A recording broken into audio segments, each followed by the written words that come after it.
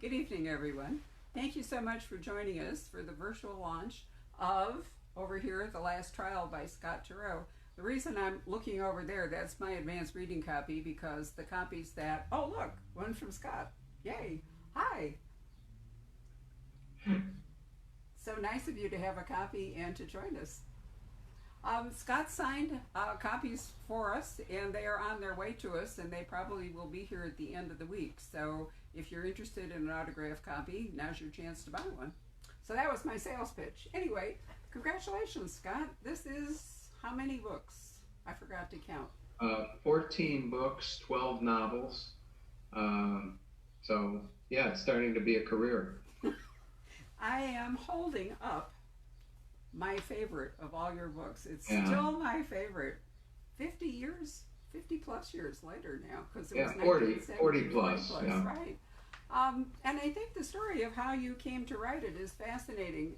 So I was thinking, there was a great interview with you in, must have been the Chicago Sun-Times, in which I think it was, commenting that one of the reasons you wrote The Last Trial was that you were interested in writing about aging.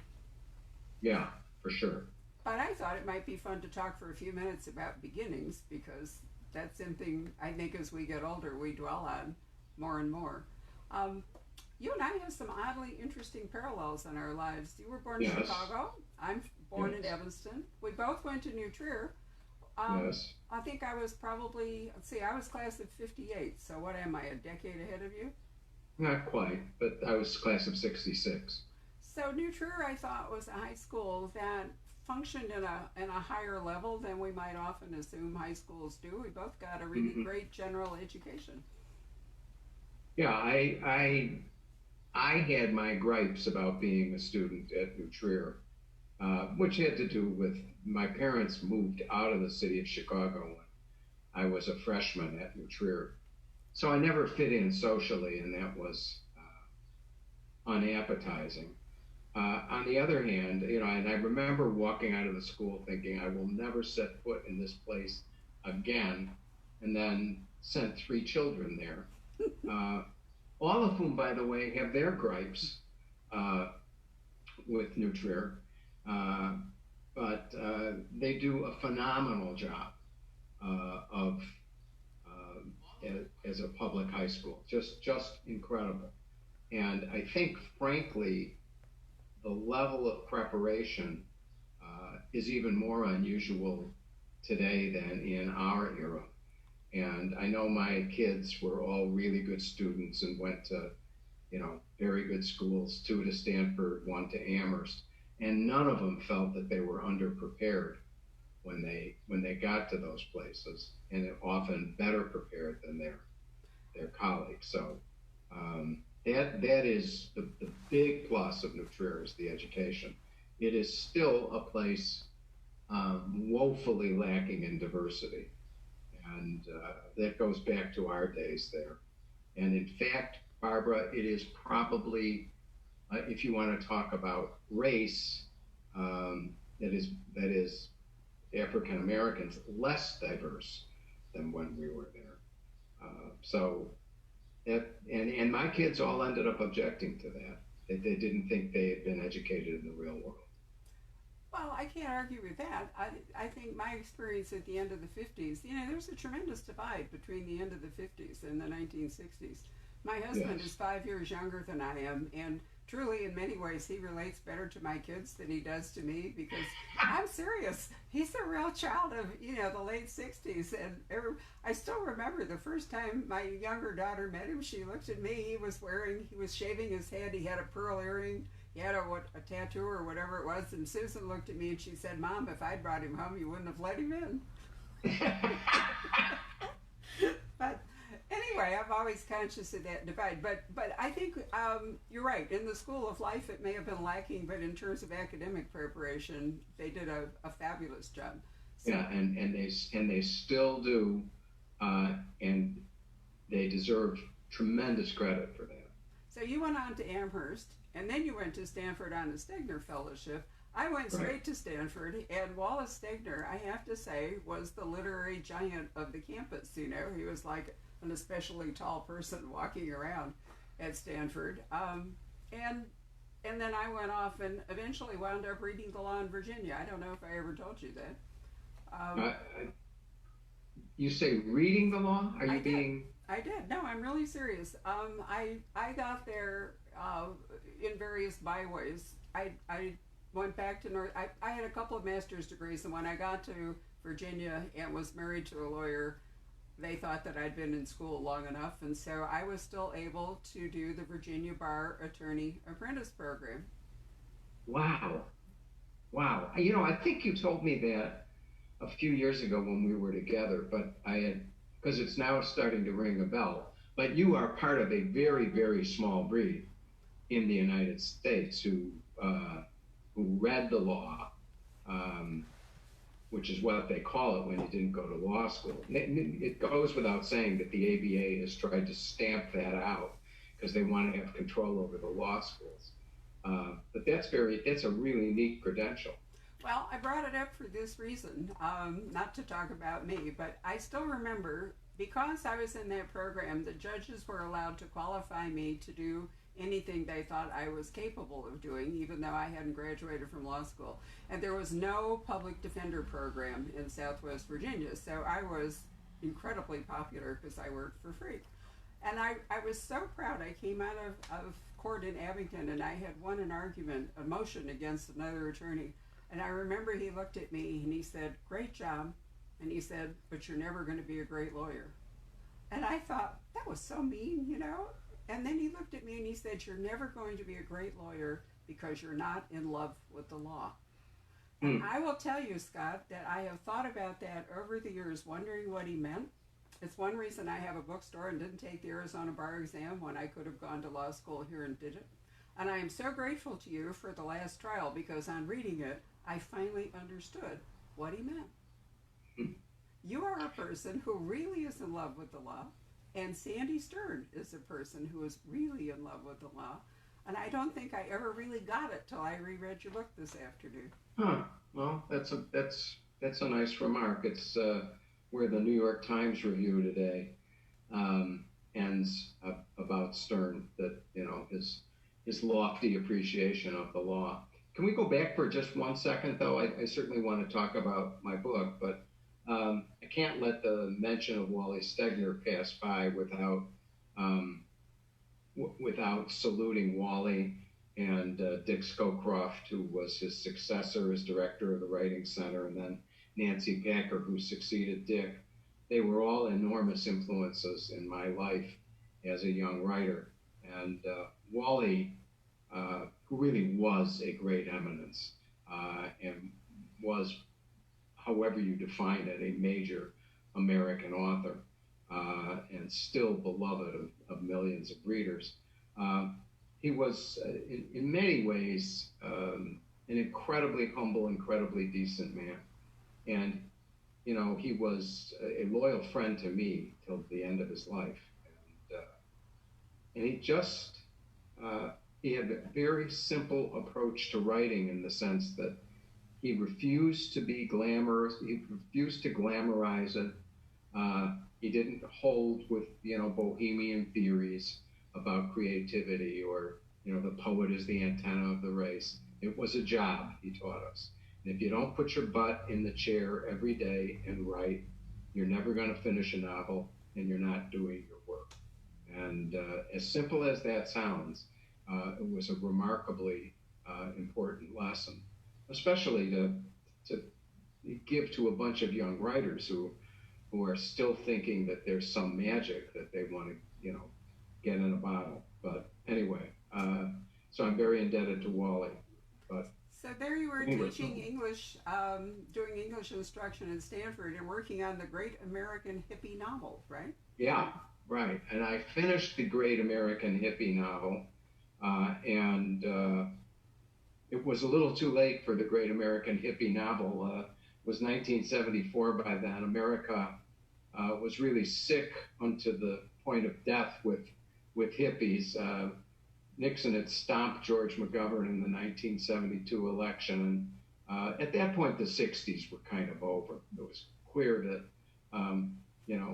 any of these foolish dreams of revolution or radical change were not being embraced by, the majority of Americans.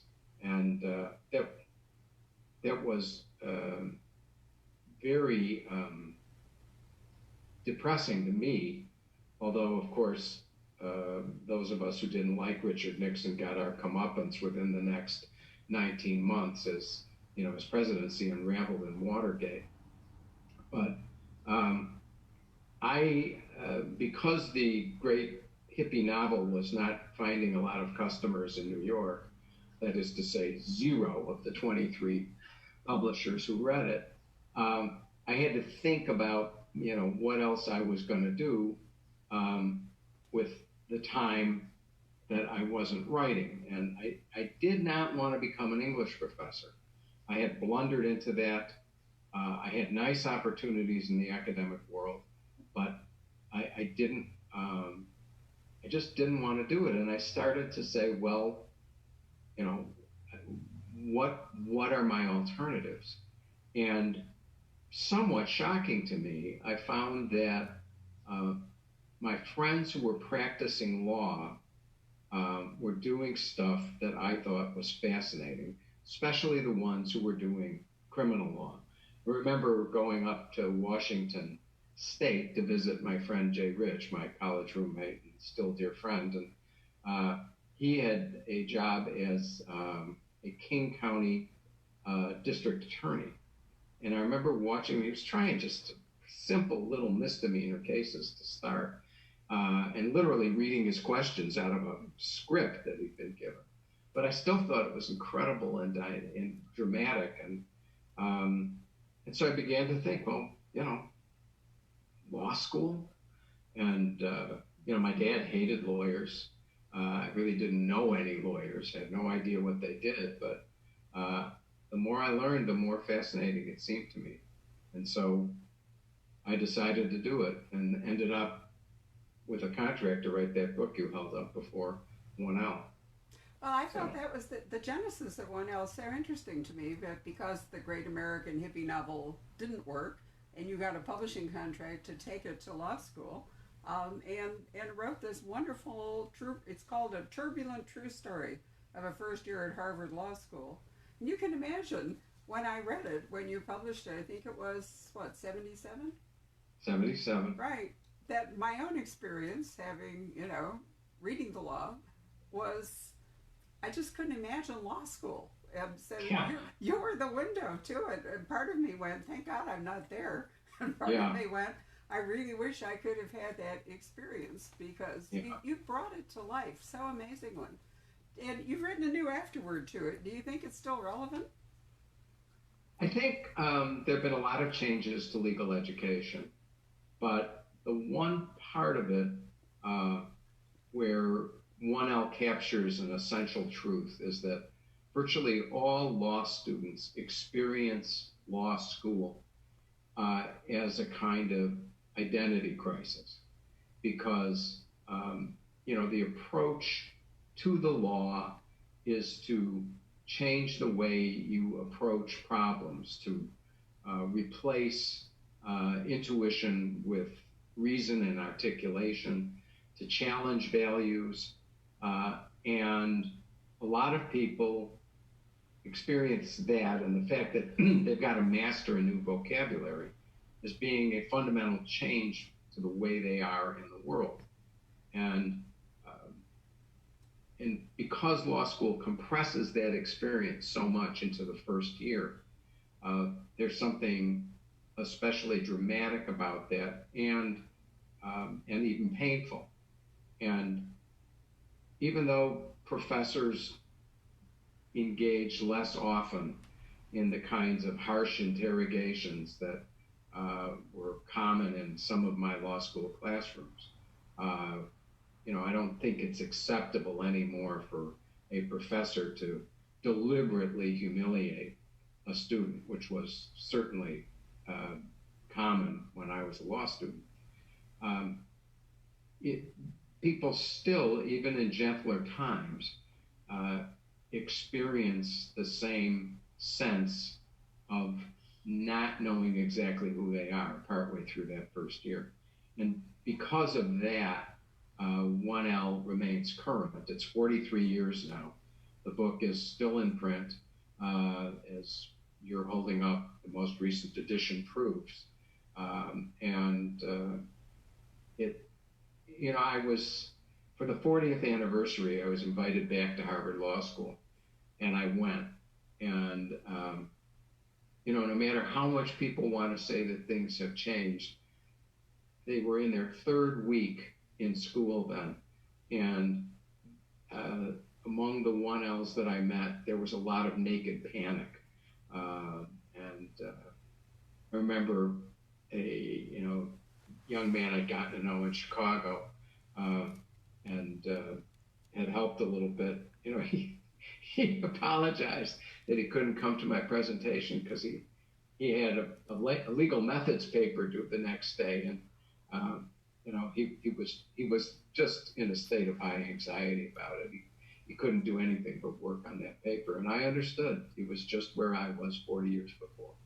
So maybe part of this was, to toughen you up for combat, because if you're going to be a trial lawyer, it is a combat of a sort. I always liked Shakespeare's Richard II, which I thought was a great dramatization, of a champion on either side and how it all works out. And certainly Sandy Stern seems to grasp that, that he's defending his longtime friend, despite all of the problems, but nonetheless, it's a contest all the way through, Yeah, and you're right.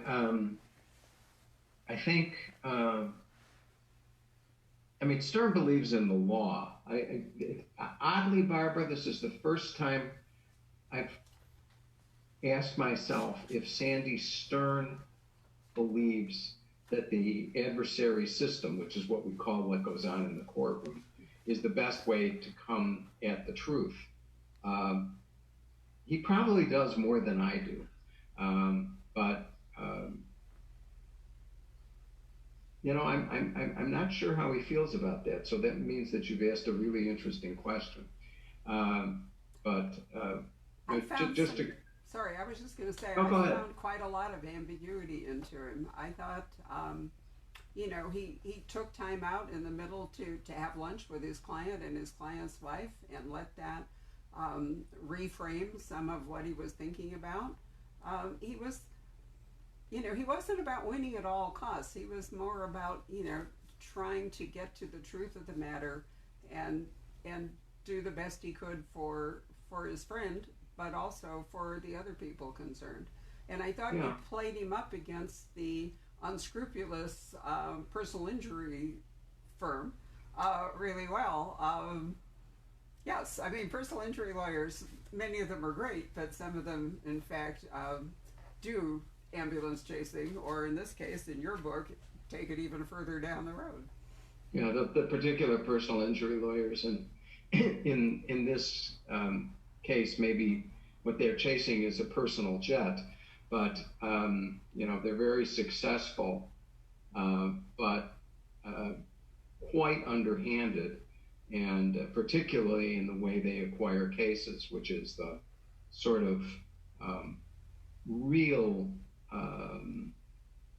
gooey center of the personal injury practice, because a lot of those lawyers are very dedicated to their clients and very dedicated to vindicating their interests. But getting the case through the door is something where there are, many fewer rules. And so that all of this has, the personal injury lawyers have a lot to do with the plot of the last trial, but we don't spend a lot of time focusing on their activities. It's all about what Stern is doing in the courtroom defending his old friend, this Nobel Prize winner who's now been accused of fraud and insider trading and even murder in securing the approval of an anti-cancer medication.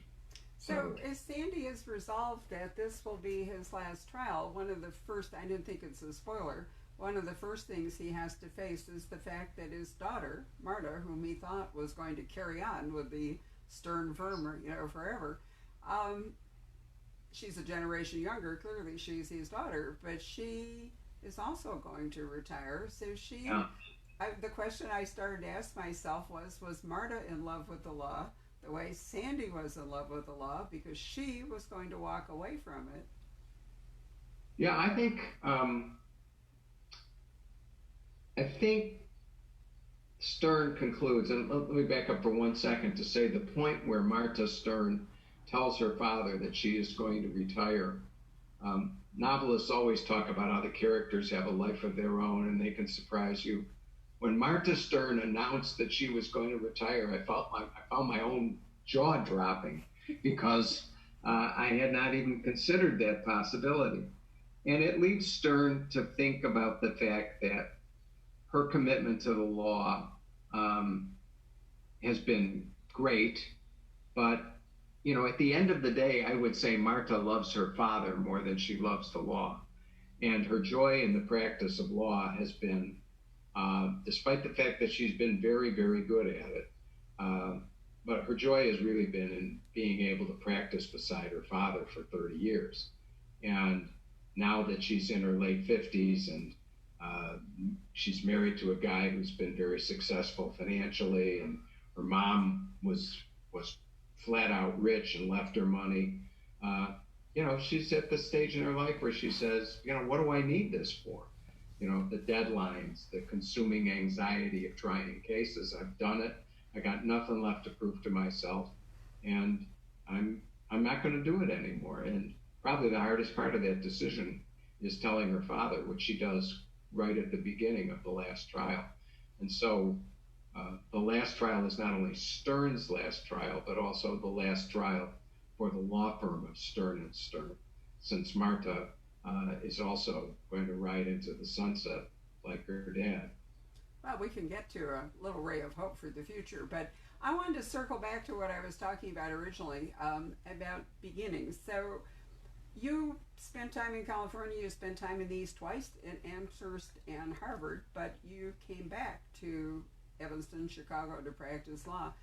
I think that, high school and where we grew up just shapes us so profoundly. And do you think that there's a kind of Midwest ethic that, informs you all your life as opposed to whether you were, let's say, grew up in California or grew up in the East? And is that reflected in your books? Why else would you have Kendall County, through what now 11 books, really be Chicago, or at least Metro Chicago? Yeah, Chicago made a little bit smaller.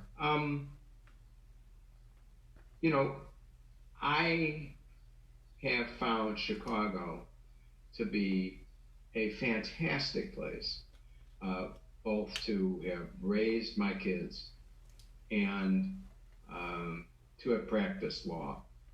And there is a kind of plainness and centeredness that is just characteristic of the Midwest and of Chicago. You got this big, brawny, striving city, but it's not New York and it's not LA. LA, everybody is still somehow under the influence of the entertainment industry. New York, everybody is, it's a city full of immigrants striving and people are always climbing all over each other to get somewhere. Chicagoans are frankly nicer than that. And they've come there or stayed there for one reason. They want to work. They want a job. They want to support their families. They want to raise their kids. They want their kids to grow up to be decent people. And that's very characteristic of the whole city. And Midwesterners, especially when you meet them elsewhere, and we now spend a lot of time down here in Naples, Florida, where I'm talking to you. They all share this perspective that they are, they're a little bit of a different breed. Oddly, the people we seem to have the most in common with down here in Florida are the Canadians, the people from Toronto, especially, who, Toronto is a city a lot like Chicago, and they seem to be a common breed with us. Well, there were rhythms of life in the Midwest. I've been in Arizona for 36 years, and yet I still can't quite get past the concept of seasons, of seasonal food, a whole pattern of life. And for the 4 years, 5 years that I was at Stanford, I never could get used to the big body of water being to the west. I Yeah. was always disoriented geographically, you know, because Yeah. the lake is such a major part of it. But I Yeah. felt that Kendall County really, you know, as the background for so many of your books, really is really you know, writing about Chicago and your experience. There's no question. I've never even tried to pretend on that one. I mean, Kendall County is an imagined landscape, but you know, the political dynamics, the ethnic relations, racial relations, it's all Chicago. There's just no doubt about it. You know, including the road construction. So it's, you know, there's the saying in Chicago, there are two seasons. There's winter and road construction. It's hard to know which is worse. So it's no doubt about it. It's just a little bit smaller, so that the novelist can get around there and knows all parts of town. So Sandy first appeared to represent Rusty in Presumed Innocent, if I remember right. I want to Correct. throw out to you an idea that has come to me recently, because at the moment, domestic suspense and the whole trust no one genre, you know, is largely taken over as a kind of a big thing. I think that Presumed Innocent was, in fact, not just maybe a pioneering legal thriller after Anatomy of a Murder, but I think it was really the big first Trust No One book. And I say that because the paperback came out. I opened the Poisoned Pen in 1989, so the paperback had just recently come out. And I'm telling you, Scott, that people used to stand at the checkout counter and argue over who did it and how it happened. It was in the movie, I think, that it had to be clarified, but people who read the book really came away with that same feeling that you had after Gone Girl or The Girl on the Train or some of these classics. Right. Have you thought Right. about that? You know, I occasionally, because Gillian Flynn is a Chicagoan, Right. people have talked to me about the resemblance of the two books, and but beyond that, no. And you know, Gone Girl obviously is an achievement in its own right, in a in one of a high order. So, but it's certainly the case that I knew that Rusty was not the most reliable of narrators, and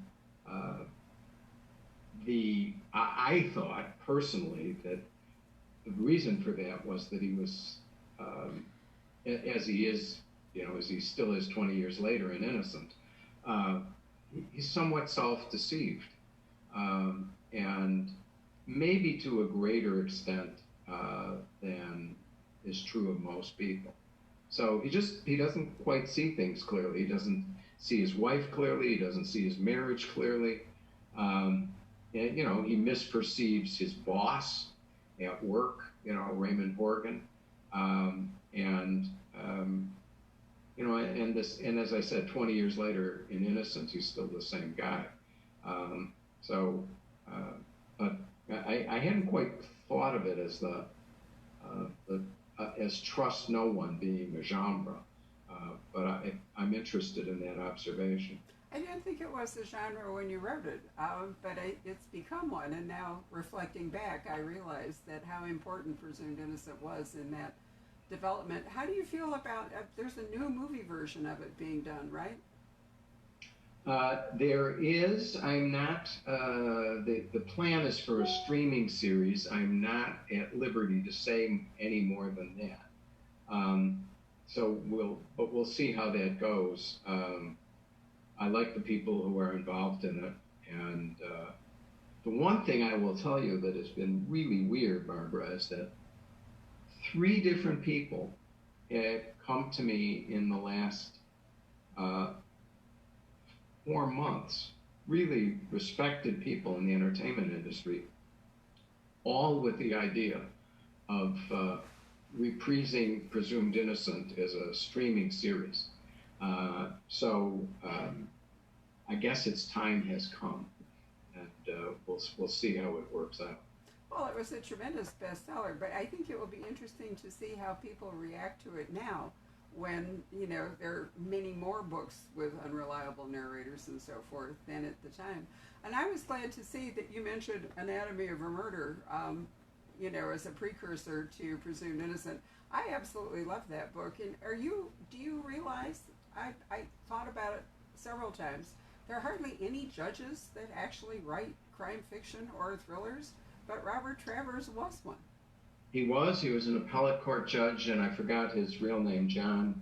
Um, it was actually a Dutch name. I can't remember his last name right now, although when Presumed Innocent came out, I got a really gracious letter from him because the comparisons had begun then and, of course, continue to this day.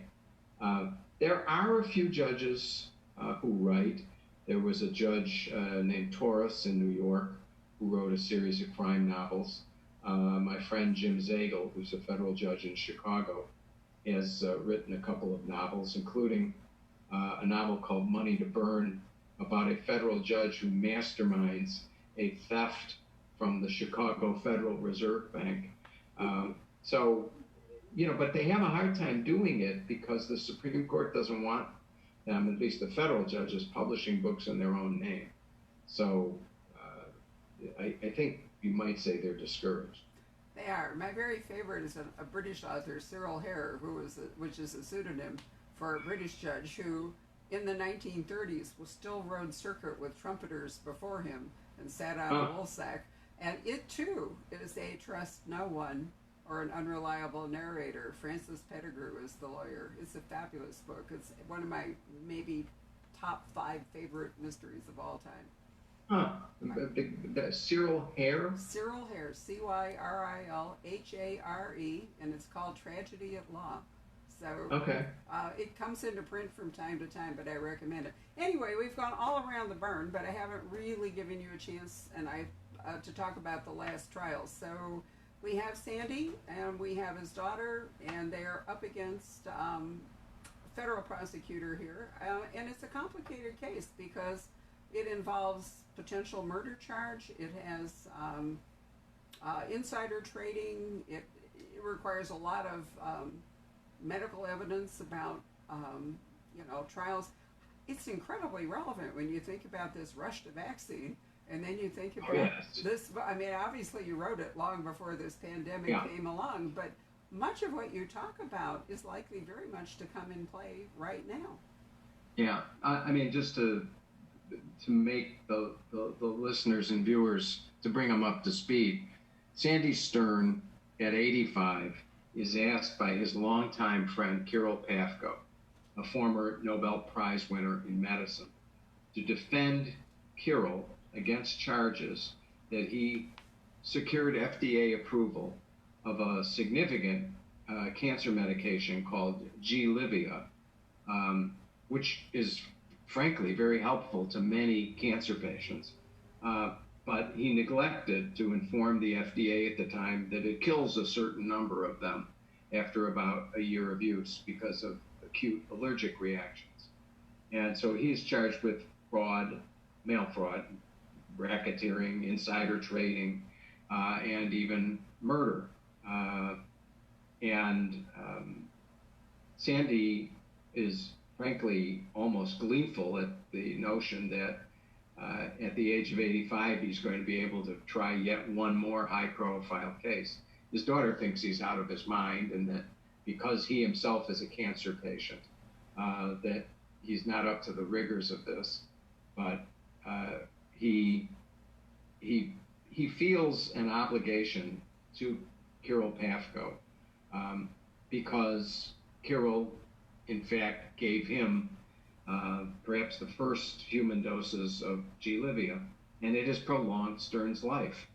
And he also found in Kirill a magic almost as a treating physician that he is still grateful for, because he thought he had reached the end of his life, and somehow in Kirill's care, he suddenly found himself hopeful. He really felt his life had revived. And so he can't turn away from Pafko.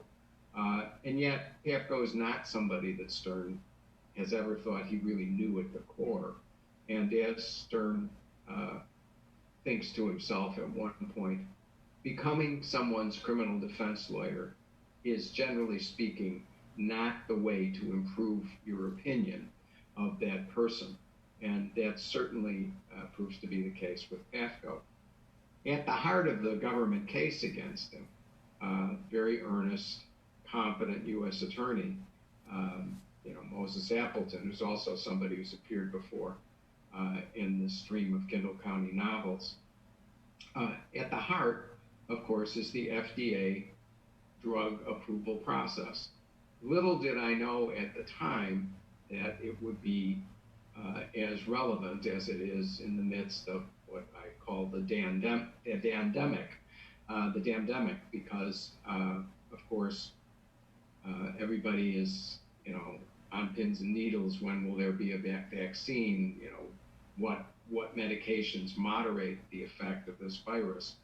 And I think I hope people pick up the last trial because it's a great suspenseful story, but they will certainly learn a lot in passing about what goes on with the FDA. And, at the heart, what confronts the FDA, what confronts Pafko, what confronts Stern, and what confronts the jury is a very complicated moral question, which is, do we allow a medication that saves many to come onto the market knowing it will take the lives of a few? And how much warning do the few deserve before they are killed by this medication they think is going to save them? And that's what's at the heart of the last trial and the crime that Pafko is accused of.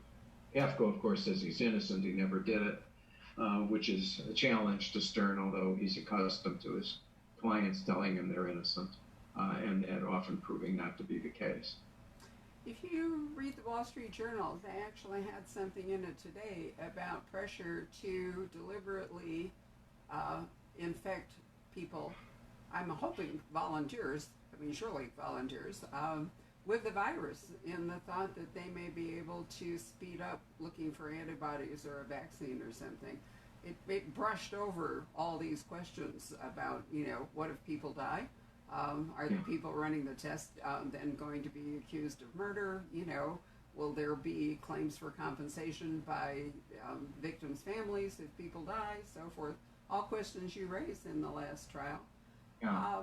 But a big part of the last trial, too, is the very complicated nature of parents and children, of husbands and wives, and you even bring in the immigrant experience because Pafko and his wife Donatella are from Argentina.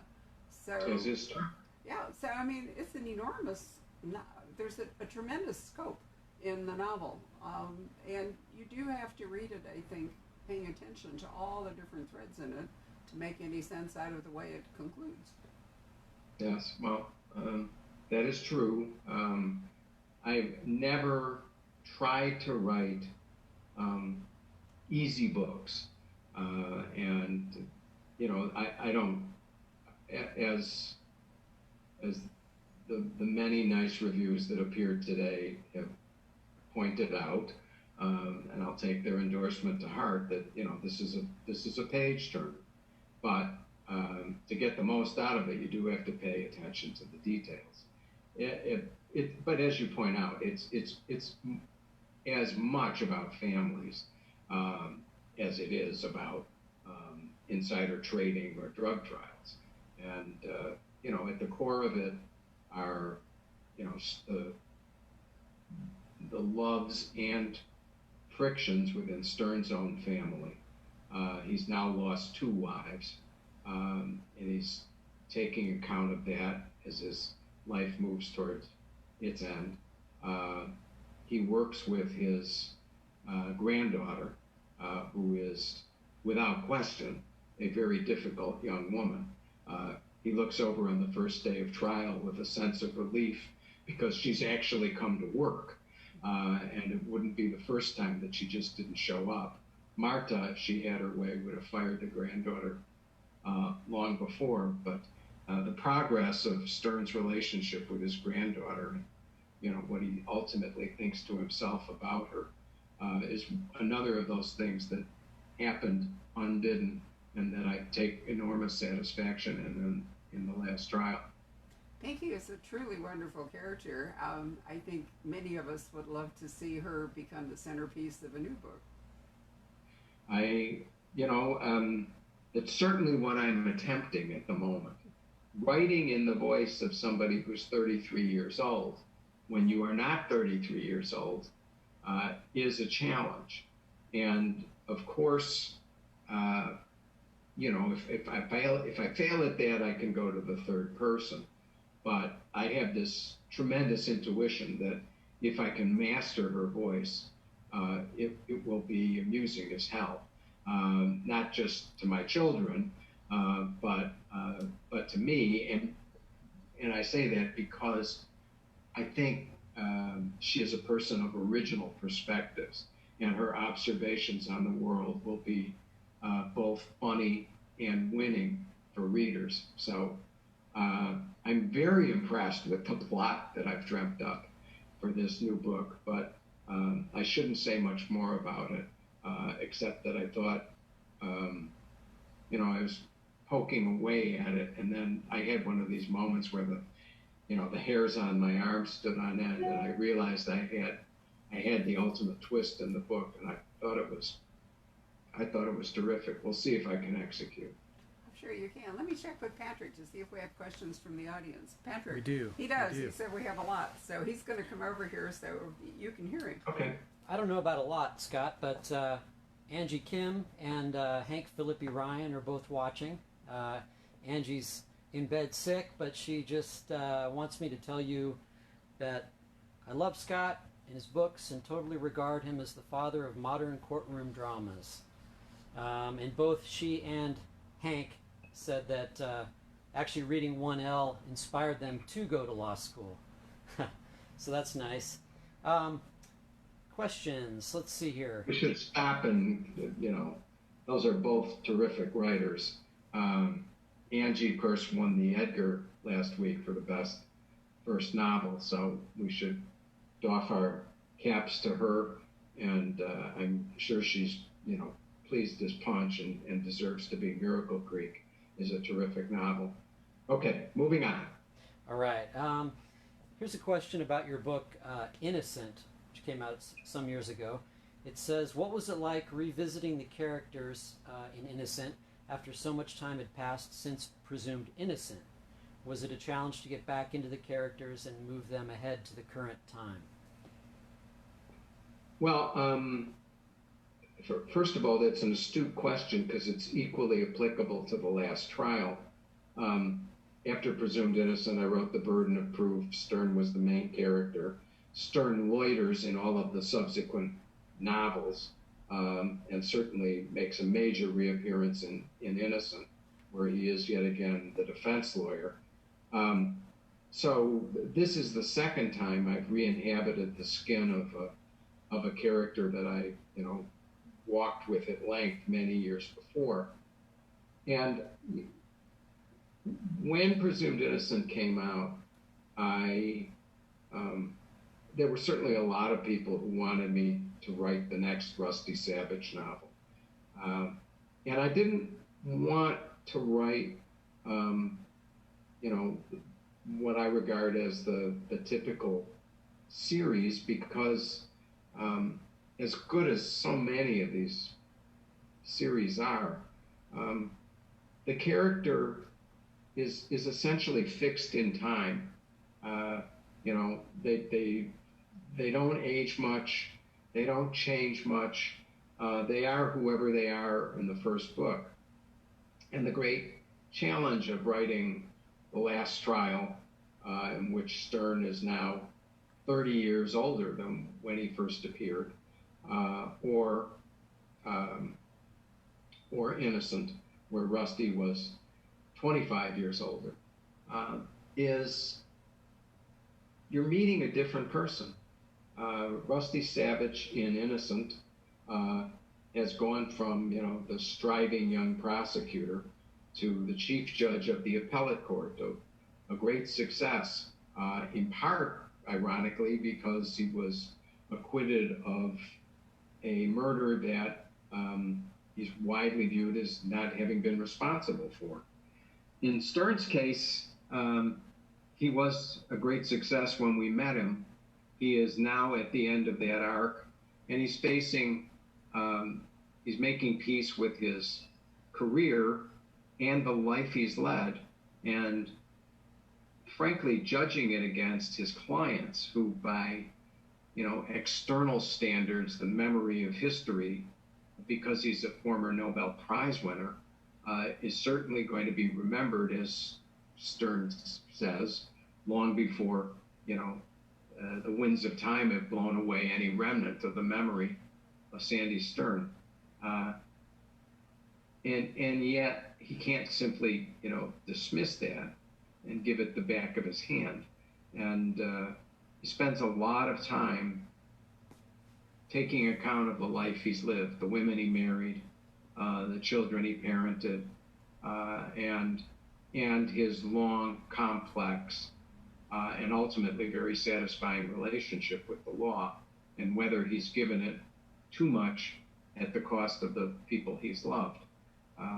So he's a much different guy now than he was when he was dealing with the death of his first wife and the burden of proof.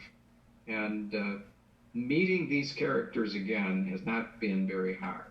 I've found it easy to reaccustom myself to their voices. But dealing with who they are in their lives now has been the really interesting challenge. And I've enjoyed it both times. I'm proud of both books. They certainly stand alone by themselves, and were meant to. But it's, it's like hanging around again with an old friend, and a friend who's 30 years older and is different in some way. And there's a lot of discovery in that. There's kind of a related question here that actually one viewer has posed, and it's caused a bit of dialogue between the other people watching the program. And the question is simply, do I need to reread Presumed Innocent before I read The Last Trial? Do you have any thoughts on that? Yeah, as I said before, the book is meant to stand alone. And in the case of The Last Trial versus The Burden of Proof, or Presumed Innocent, those events are really in the background. And whatever you need to know about what took place in those novels is dealt with in a couple of sentences in The Last Trial. So I think it's very much a standalone, and novelists spend a lot of time, not paying attention to critics. But of course, when they love your book, then you think they're the fount of all wisdom. So because everybody who's written about this book seems to like it so much, I dwell on their wisdom, which is that the novel stands by itself. Well, a lot of your viewers disagree. They think that you should go back and read the first ones before. I'm happy to have people do it, believe me. Let me see here. There is a question, kind of a writerly question, which is, can you tell us how you begin the writing process for a book? Are you an outliner? And let's see, do you know the end when you start the book? And finally, what's your editing process like? Are you constantly revising as you're writing? Sorry, that's the last question's the easiest one to answer, which is I revise as I write, when I've completed a draft, that just is the beginning of the next revision. And usually I go through 4 distinct drafts. I certainly did with the last trial, and that's been common. I can't even remember when it wasn't. It's the beginning process that's more unusual. If I talk about the last trial, we've mentioned Innocent, and Sandy Stern was, he had a prominent role in Innocent where he's defending Rusty Savage yet again. And somehow I got the idea that Stern was dealing with a serious cancer. He had advanced metastatic lung cancer, and tries the case, in suits that swim on him, that are, 8 sizes too big. He's haggard, and he's got a terrible rash on his face as a side effect of one of the chemotherapies that he's been taking. And, he looks like he's on his last legs, and readers were quick to write to me and say, please don't say Sandy Stern is going to die. And, it's a little bit like Tiny Tim and Dickens. And my instinctive response was, no, Sandy Stern is not going to die. He's not going to die yet. But I then started to think over the years, well, every time, I wrote him into his minor role in one of the ensuing books, I said, how come this guy is still alive? How can somebody with, stage 4 metastatic lung cancer live so long with that disease? I mean, it happens, thank God it happens, but it doesn't happen, with huge frequency. So how did that happen? And I thought, well, maybe there was some pioneering therapy. He got into a clinical trial, and he was lucky. It worked for him. And so that was literally how I began thinking about this world of cancer medications. Now, once I've got the germ of that idea, I'm both rereading the novels where Stern has appeared before, so I can reacquaint myself with the actual details of his world and with his sensibility, which is a good way to start. Doing research, and I'm feeling my way along in the plot. And I'm just making notes and writing scenes, doing character sketches, and somewhere in that process, Marta announces that she's going to retire, to the shock of the author and her father. The granddaughter, Clarice or Pinky, shows up and is her own difficult and arresting self. And the book begins to take form in this fashion I have of just poking around with it for about a year. After a year, I've got a lot of notes. Nothing is sequenced. And so I begin what I refer to as the first draft, and begin trying to write a continuous story from point A to point Z. And when I've done that, I'll usually go through another draft, and then show it to my wife, and then my agent, and assuming both of them have nodded their approval, I will send it to my editor and get his comments. And then the part that I don't always enjoy begins, where I try to accommodate my editor's commentary, and that's sometimes frustrating, especially when you think you have fixed the problem and they write back to say, no, you haven't. But it's ultimately quite rewarding.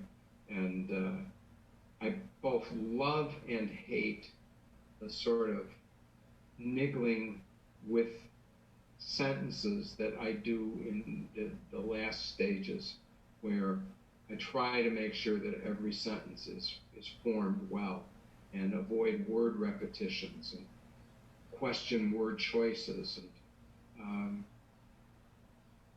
And then, of course, at the last stage is the copy editor. And I have had a blessed relationship with the copy editor at Grant Central. The production supervisor is a woman named Mario Kuda, and she supervises the copy editor. She's phenomenal. And they really saved me from myself, and especially in a book that with a lot of technical detail. They make sure it's actually accurate. And, they question things. They're like, well, you say on page XO that Stern was 78 at the time, but he's 85 now, and that was 12 years ago, so he couldn't be 78. So what the hell are you talking about? But that part's okay. It's somewhere between the second draft and the fourth draft that there is, as Churchill put it, blood, toil, sweat, and tears. So. Do you have any pet words that you only allow yourself to use once in a book? Gee, no. No. I do notice that, a word like toil, for example, little old-fashioned. I will find that that word cropping up more than I think it should, especially when I'm rewriting. And I'll literally have in mind these 8 passages in the book where the word toil appears and say, okay, you got to put yourself on a toil ration. You can only have 3 toils in this novel, so decide where it sounds best. I have a question from Hank Philippi Ryan, who asks, or she says, I love what Scott said about finding the truth and getting justice. Is that, quote, easier in a book than in real life? Can there be a different meaning to justice? Well, that's a complicated question. And, as Hank well knows herself, we do deal in crime fiction with the convention that the bad guy has to get discovered, at least. And generally, public tastes are to be satisfied, punished, although I've always resisted that one. So that's the convention. But, and whether that's true at the end of the last trial, I'll let readers judge. But I increasingly subscribe to something that Sandy Stern thinks to himself, which is that justice, at least as he thinks of it as a lawyer, is not just one outcome. And if you're committed to the law, then you have to accept the range of outcomes. As he's facing the end of Kirill Pathko's trial, he realizes that his client could be found guilty across the board and imprisoned the rest of his life. He could be found guilty of some of the charges, so he has a chance perhaps of coming out of prison before he dies, or he can be acquitted. And the truth of the matter is, as Stern looks at the evidence, he realizes that all 3 of those alternatives are rational and perhaps just outcomes. Now, the reader's going to say, well, wait a minute. The guy either did it or he didn't do it. And it's certainly not justice to imprison an innocent person. And with that we can all agree. But in some ways, Stern is willing to let his own assumptions, which are, generally speaking, his client must be guilty. So any of those outcomes is okay with him. I have a customer who says, her name is Janie, and she says, To Kill a Mockingbird made me want to be a lawyer. I suspect that's true for a lot of people. Was that an influential book for you, or were there other books that kind of inspired you to become a lawyer? Well, I love To Kill a Mockingbird. It really is, these days, taken to be, with good reason, the great American novel. And it's an extraordinary achievement. But it didn't drive me toward being a lawyer, largely because I grew up in a household. My dad was a doctor, and as I like to put it, he was a prophet in his own time, in the sense that he hated lawyers long before it was common for doctors to do that. And he was a very emotional guy. He just didn't understand the way lawyers went at the world, that this hyper rationality that they all preach and practice. So I grew up feeling that whatever it is lawyers did it wasn't related to me. And, even though, how could you not admire Atticus Finch? And of course, I did, like so many other readers. But if anything should have awakened me to my interest in the law, it wasn't really To Kill a Mockingbird. It was my addiction to the Perry Mason television show, which, we're talking about a 10-year-old now. I just never missed it on Saturday night. And I loved it. And I couldn't explain to myself why I loved it.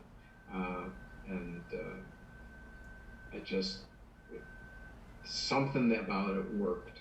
And I think, that certainly planted in me one idea about the nobility of the criminal defense lawyer. So, Scott, we've been thrilled to share this on sale date with you, the debut of this novel formally.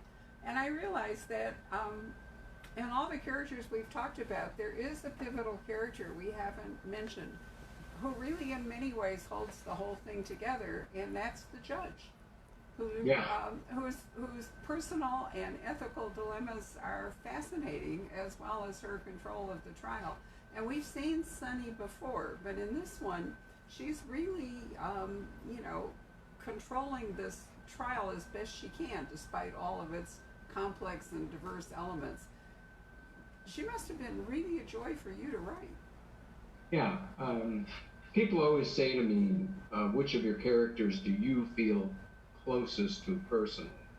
And I always answer, there's parts of me in Rusty, big parts of me in Sandy Stern, and there are also large portions of me in Sonny Klonsky. And Sonny first appears in The Burden of Proof as a prosecutor. Later, in The Laws of Our Fathers, she has become a judge. She's a state court judge there. If you read carefully, you can see that she's been appointed to the federal bench, although that's way in the background of some of the earlier books. And by now, she's now the chief judge of the federal court in Kendall County and the presiding judge in this trial. And is really forced to take this case by an odd set of circumstances. The Sterns, Martha Stern is, BFF with Sonny Klonsky. Stern and she have very close personal relationship. And it so happens that the U.S. Attorney, Moses Appleton, was her most frequent trial partner when they were both young prosecutors.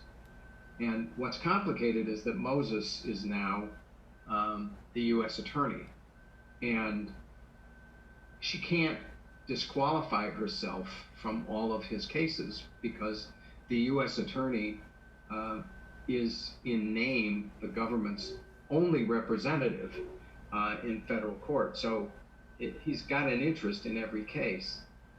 And because of that, she leaves it up to the lawyers and says, when the case is drawn to her randomly, she says, look, you want me to stay on the case, I'll stay. And if you have any qualms about this, just let my clerk, Luis, know, and I'll remove myself from the case. So,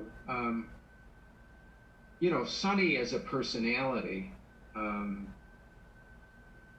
emerges again in ways that I did not expect in this book. She, because I sort of idolize her in a lot of ways. She turns out to be more short-tempered than I expected. And there are times she flies off the handle at the lawyers and doesn't give them enough of a chance to explain themselves. But she's a really good judge. She's a really good judge. She knows the law. She knows the rules of evidence. She controls her courtroom. She's civil most of the time, but even with the close friends who are trying the case in front of her, she never lets them forget who's in charge of the courtroom. And she's an interesting figure. She is an interesting figure, and she's an essential figure. Without her, it would be chaos. And so she really does hold this all together. Scott, you've been amazingly generous with your time. I'm so glad we got to share a part of this exciting day with you. Thank you. Oh, thank you, Barbara. It has been an exciting day. It's been great for me. You write a book, takes years, and then you kind of hold your breath to see what's going to happen. So it's been a great day. I've had a wonderful time, and Adrian and I are now going to cook a steak and open a bottle of wine and celebrate. So, and thank you to everybody who's been watching the two of us. And as always, Barbara, thank you to you. You run one of the premier independent stores in the United States, and your love of books over and above everything else is always clear. And it's that passion that independent booksellers bring that really is fundamental to the literary culture of the United States. So I salute you for your role in that. Thank you very much. And I'd like to think that lawyer so long ago had a better reading of who I am than I did. So thank you all very much for joining this. This was a discursive program, but it was a wonderful chance to go over not just this book, but much of Scott's life and his process and so forth. So if you want to cut to the chase, you can skip the first 30 minutes, but I think it's really a fascinating hour, and I thank you so much for joining us. Don't forget, you can buy an autographed copy of The Last Trial here at the Poisoned Pen, and I'm also going to give a shout out to the audiobook, which is terrific. So good night.